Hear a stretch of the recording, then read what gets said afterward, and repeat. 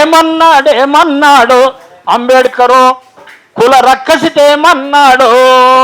అరే ఏమన్నాడు అంబేద్కరు కుల రక్కసితేమన్నాడు. నీ వల్లే కీడన్నాడు ఈ దేశానికి నిన్ను చంపి సస్తన్నాడు. నీ వల్లే కీడన్నాడు ఈ దేశానికి నిన్ను చంపి సస్తన్నాడు. అనుక మహానుభావుడు లంగోటు కట్టినాడు దంగల్ల దుంకినాడు. లంగోటు కట్టినాడు డంగల్ల దుంకినాడు. కులరక్కసీని బట్టి దాని కూరలిడిసినాడు. కులరక్కసీని బట్టి దాని కూరలిడిసినాడు. మనువును మంటల్లో దాల్చి మనకు స్వేచ్ఛనిచ్చాడు. ఏమన్నాడు అంబేద్కర్ ఖబర్దారు కులమన్నాడు. ఏమన్నాడు అంబేద్కరు. మిత్రులారా, అంబేద్కర్ దార్శనికుడు. ఈ దేశంలో ఆయన దార్శనికత విశ్వ పరివ్యాప్తమై ఇప్పుడు ప్రపంచానికి ఒక జ్ఞాన వెలుగుగా జ్ఞానజ్యోతిగా నిలిచి ప్రపంచంలో జ్ఞాన దినోత్సవాన్ని తన పేరు మీద చేసుకున్న మహానుభావుడు. మిత్రులారా, ఇది ఈడిష్టగలుగుతుంది వాళ్ళకు. ఆఫ్టర్ ఆల్ ఒక మాలమాది కులం పుట్టినోడు, ఎక్కడనో గుడిసెలలో పుట్టినోడు, దీపాలు లేకుండా చదువుకున్నాడు ప్రపంచానికి జ్ఞానం మీద అవుతాడా? బుద్ధుని ఎట్లా నాశనం చేసినా అట్లా చేద్దాం రవై అంబేద్కర్ అనేది వాళ్ళ ప్లాన్. బుద్ధుని నాశనం చేయడానికి ఎవరు పంపిర్రు? పుష్పమిత్ర శృంగుడు. వాడు మొత్తం బౌద్ధాన్ని నాశనం చేయడానికి కంకణం కట్టుకొని శంకరాచార్యుడు గారు గురువుగా మొత్తం బౌద్ధాన్ని ఎవడైతే బౌద్ధ యొక్క బిక్కుల తలకాయలు నరికి తీసుకొని వస్తారో వాళ్లకు ఇన్ని వరహాలు ఇస్తాను ప్రకటింపజేసి అట్లా బౌద్ధిజాన్ని దేశంలో ఉండకుండా తరిమి వేసిన నీచుడు. ఇప్పుడు ఏమంటారంటే మా రాముని వీరు కులగొట్టిరు అంటారు. మరి బౌద్ధాన్ని కులగొట్టింది ఎవర్రా?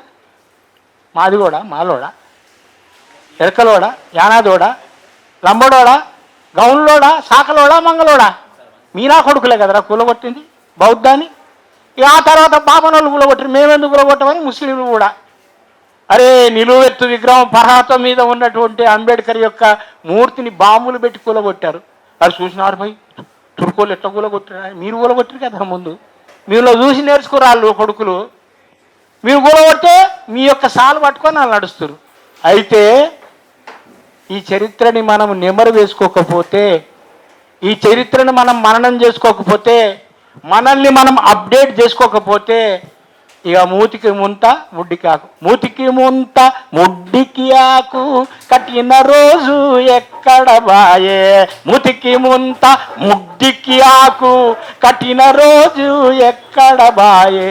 పాసిన బువ్వ మాసిన గోసి పెట్టిన దెవ్వడో తెలియదు ఆయే. పాసిన బువ్వ మాసిన గోసి పెట్టిన దెవ్వడో తెలియదు ఆయరే. ఆ సంగతి మరిచిర మాలోడా, నువ్వు అంబేద్కర్ నెడుగవు మదిగోడా. అరే ఆ సంగతి మరిచిర మాలోడా, నువ్వు అంబేద్కర్ ఎదిగవు మదిగోడా.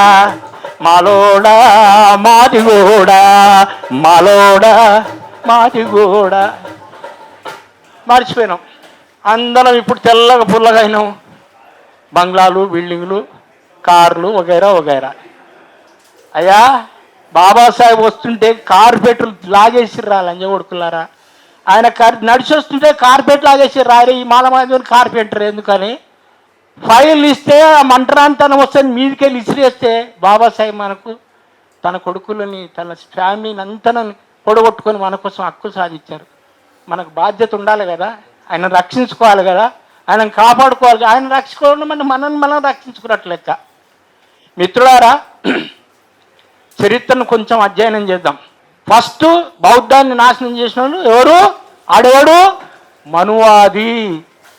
బాపనోళ్ళు అన్నది పాపం, బాపనోళ్ళని కూడా మంచోళ్ళు ఉన్నారు.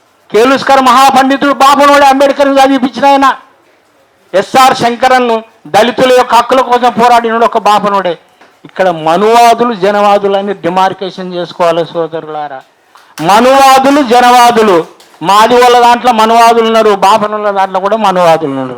మనువాది ఎవడైనా మా యొక్క అయ్యగారు కాళోజీ నారాయణరావు చెప్పినట్టు ఏం చేయాలి? శత్రువు పరాయుడైతే అన్ని సరిహద్దుల వరకు తరమండి అన్నాడు. శత్రువు నీవోడైతే ఆన్నే బొందదోయి పాత పెట్టమని. ఎంతమంది పాత పెడతాం?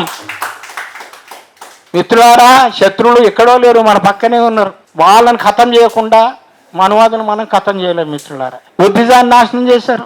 వేణుడు అనేటోడు ఒకప్పుడు మహారాజు, ఆ మహానుభావుడు ప్రజాస్వామ్యయుతంగా దేశాన్ని వెళ్తుంటే వాడిని సొంత తమ్ముతో తప్పించారు. అయ్యా, వీళ్ళందరూ ఎవరి వారసత్వాన్ని పుచ్చుకున్నారు? విభీషణుడి యొక్క వారసత్వాన్ని పుచ్చుకోవడానికి ఎవడు కారకుడయ్యా? ఇక రామారాజ్యం అంట ఉన్మాదులు తెస్తారంట, ఇక రామారాజ్యం అంట ఉన్మాదులు తెస్తారంట. ఈ దేశం దళితుల్లారా శంభుకులిగా మీరే లేరా, ఈ దేశం దళితుల్లారా శంభుకులిగా శంభుకుడు చదువుకుంటున్నా అని చెప్పేసి తలకాయ నరికేసిండు రాముడు. పాపం ఆయన ఏం చేయలేదు. అక్కడ ఉంటారు కదా మనవాదులు, పోయి అయ్యా ఎక్కిస్తా పోయినరు. నీది ధర్మరాజ్యం అన్నావు, నీ యొక్క వర్ణాశ్రమ దర్పాన్ని కాపాడే రాజు అన్నారు, నీ వర్ణాశ్రమం దానికి చూటు పెడుతున్నాడా? ఆ శంభుకుడు అంటాడు, ఒక అంటరాని కులంలో పుట్టినోడు, వాడు కూడా చదువు చేసుకుంటే ఇక మేము అడిగోవాలా అంటానంటే ఆయన అన్ని ఎక్కించి చెప్పి ఆయన తల నరికిచ్చారు. ఇక రాముని రాజ్యం వస్తుంది, ఇక రెడీ ఉండని మీ తలకాయలు మీ మెడకాయ మీద ఉండే. మిత్రులారా, నా ఉద్దేశం ఏంటంటే ఆడించే చెయ్యిలో పక్కన సాటుకుండా ఆడిస్తుంది. అన్న భుజం మీదనే తుపాకీ పెడతా, ఎవరిని కావాలంటానంటే ఈయన భుజం మీద పెట్టి తుపాకీ పెట్టి కాలుస్తుండగా అందరూ ఏమనుకుంటారు ఈ అన్నని చంపిండట. కానీ చంపినోడు ఏడరు, పక్కకున్నాడు. కాబట్టి నా మిత్రులారా, నా రిక్వెస్ట్ ఏంటంటే అప్రమత్తంగా ఉండాలి, విజిలెంట్ కూడా. మంచి మాటలు ఎవరు చెప్పినా విందాం. వివేకానందను ఎవరైతే విజిలెంట్గా ఉంటారో వాళ్ళు నాశనం అయిపోతారు. విజిలెంట్గా లేకపోతే ఎవరైతే ఉండరో వాళ్ళని తొందరగా వాళ్ళకి సాగు ఉన్నట్లు లెక్క. ఇప్పుడు ఈ వచ్చిన ప్రమాదాన్ని గ్రహించాలంటే ముందువల్ల వ్యక్తుల గురించి మాట్లాడదు. ఇక్కడ ఒక అతి పద్మారావు గురించి అంటుండో, లేకుంటే ఎక్స్ గురించి అంటారు, ఒక జెడ్ గురించి అంటారు అనేది కాదు నాన్న. అయ్యా, ఏమన్నా మాట్లాడితే మా కాసిం సార్ని మొన్న జైల్లో పెట్టారు, అంతకుముందు ఇంకో ఆయన జైల్లో పెట్టారు. ఏం చేస్తారు? డిమారలైజ్ చేస్తారు. కాబట్టి ఏంటంటే నేను ఒక పాట రాసిన, అది ఏంటంటే మీరు అది కాంశీరామ్ చెప్పిన యొక్క సిద్ధాంతం. అవకాశం ఇస్తే కొన్ని వేల సంవత్సరాల నుంచి అవకాశం లేని జాతి, అవకాశం ఇస్తే సైతాన్తోడు దోస్తాను చేయమన్నాడు. అందుకే జెండా పట్టుకోకు జెండెంబడి ఉండు, ముద్దరేసుకోకు ముందు వరుసల ఉండు, ముద్దరేసుకోకు ముందు వరుసల ఉండు. అర్థమైందా? జెండ పట్టుకోవద్దు, కానీ జెండ పక్క పొంటే ఉండాలి. సభ్యత్వం తీసుకోక స్తబ్దుగా ఉండు, సభ్యత్వం తీసుకోక స్తబ్దుగా ఉండు, నామునేటు పదవేస్తే ముందే బంధు. ఇట్లా చేసే మనువాదులు మన రాజ్యం గుంజుకుండ్రు, ఇట్లా చేసే మనువాదులు మన రాజ్యం గుంజుకుండ్రు. నువ్వు గట్ల చేసే మన రాజ్యం తిరిగి గుంజుకోవాలి. జెండా పట్టుకోకు జెండెంబడి ఉండు, ముద్దరేసుకోకు ముందు వరుసల ఉండు.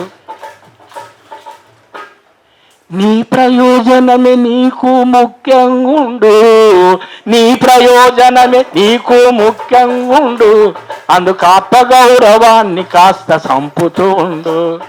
నీ ప్రయోజనమే నీకు ముఖ్యంగా ఉండు, ఆత్మగౌరవాన్ని కాస్త చంపుతూ ఉండు.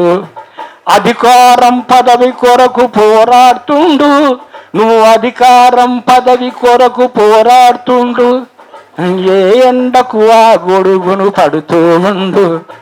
గిట్ల చేసే మనువాదులు నలగదొక్కుతుండ్రు, గిట్ల చేసే మనువాదులు నలగదొక్కుతుండ్రు. నువ్వు గట్ల చేసే ఆ నీచుల భూమిలోకి దొక్కాలే. జెండా పట్టుకో జెండెంబడి ఉండు, ముద్దరేసుకోకు ముందు వరుసల ఉండు. రోజు రోజు నీ శక్తిని పెంచుతూ ఉండు, రోజు రోజు నీ శక్తిని పెంచుతూ ఉండు. అది నిర్వీర్యంగా కండా కాపాడుతుండు. నీ శత్రువును ప్రతిరోజు భయపెడుతుండు, నీ శత్రువును ప్రతిరోజు భయపెడుతుండు,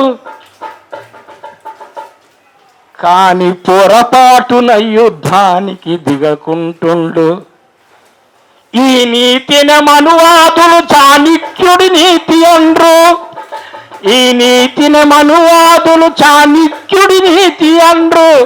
అరే మన నీతిని మాన్యశ్రీ కాంచీరావు దందాము, జెండా పట్టుకోకు జెండెంబడి ఉండు, ముద్దరేసుకోకు ముందు వరుసల ఉండు, సభ్యత్వం తీసుకోక స్తబ్దుగా ఉండు, సభ్యత్వం తీసుకోక స్తబ్దుగా ఉండు, నామినేటు పదవస్తే ముందే పొందు, నీకు నామినేటు పదవస్తే ముందే పొందు. అవకాశవాదులు గండి, మనువాదులందరూ అవకాశవాదులే. సిమిలియా సిమలబస్ క్యూరెంట్ అని ఒక సిద్ధాంతం, ఏదైతే ఒక అంశము రోగాన్ని కలగజేస్తుందో దాన్నే మందుగా తయారు చేస్తే రోగం తగ్గిపోతుంది. ఇది జర్మనీ తత్వవేత్త సిద్ధాంతకర్త డాక్టర్ హ్యానిమన్ చెప్పిన సిద్ధాంతం. అయ్యా ఇదే సిద్ధాంతాన్ని మనోళ్ళు కూడా చెప్పారు ఆయుర్వేదంలో. ఉష్ణేన ఉష్ణం శీతలం, వజ్రాన్ని వజ్రంతో వేయాలి, ముళ్ళు ముళ్ళుతో వేయాలి. మనం కూడా అవకాశవాదులం కావాలి. అవకాశవాదులం అయితే రాజ్యం మనకు వస్తుంది. అవకాశవాదులం కావాలని మనం అంటలేము. బాబాసాహెబ్ అంబేద్కర్ నిజమైన అన్యాయుడు కాంశీరామ్ అన్నాడు మిత్రులారా. సో ఇప్పటి నుండి నీ ప్రయోజనమే నీకు ముఖ్యంగా ఉండాలి. ఏరోడు ఏమైనా బాడమే జాని చూసాలి.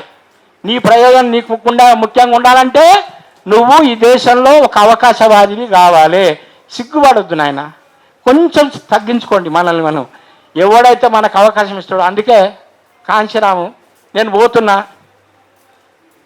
పోతుంటే గాడిద అడ్డం వచ్చింది, పార్లమెంటుకు పోవాలి నేను ఢిల్లీకి.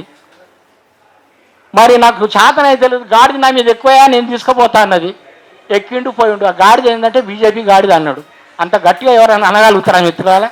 కాబట్టి ఏంటంటానంటే మనకు ఆ గాడిద గుర్రమా ఎవరు అవకాశం ఇస్తే దాని మీద ఎక్కడం పోలేం, పార్లమెంటుకు పోవాలి సోదరుల. బాబాసాహెబ్ అంబేద్కర్ ఇచ్చినటువంటి ఓటు అక్కడి బొమ్మ అనేది ఇక్కడ జోకం అనలేదు ఎవరికి. సో మిత్రులకు ధన్యవాదాలు. Thank you very much.